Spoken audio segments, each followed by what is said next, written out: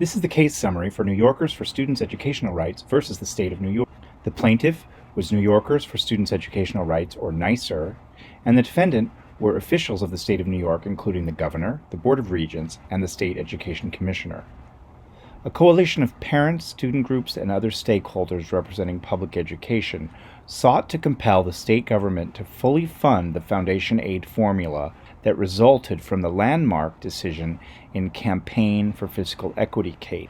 NYSER versus State of New York was filed in February 2014 against the governor and other officials, charging the state had been violating students' educational rights by neglecting constitutional obligations that would ensure every school sufficient funding to provide students with meaningful educational opportunity. The Campaign for Fiscal Equity case of 1995 established the basis. In that case, the State Court of Appeals declared students in New York State to be entitled meaningful high school education to prepare them to be capable citizens and competitive workers. We're not receiving that high-quality education and ordered the state to increase funding for the city's schools. Following CFE in 2007, the state legislature then enacted reforms to state aid to promise students, not only in the city but throughout the state, billions of dollars in increased funding and a more equitable distribution of state aid. But after the recession of 2008, the state was not living up to those commitments due to fiscal ill health. In 2021,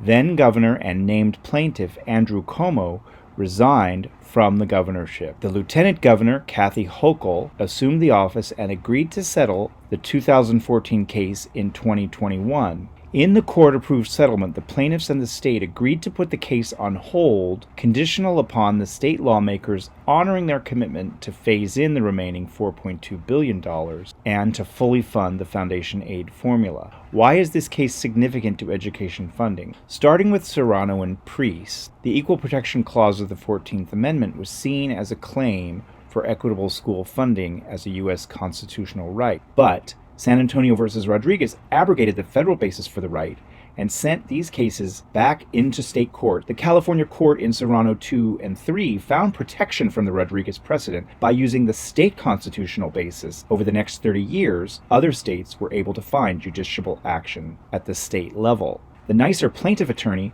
showed that even recent ballot measures in California wanting to cut property taxes could not overcome the state constitutional obligation to educational funding. And Rebel further argued in NYSER that executive funding mechanisms were obligated to follow prior judicial branch orders and legislative branch commitments, despite the apparent fiscal ill health of the tax coffers.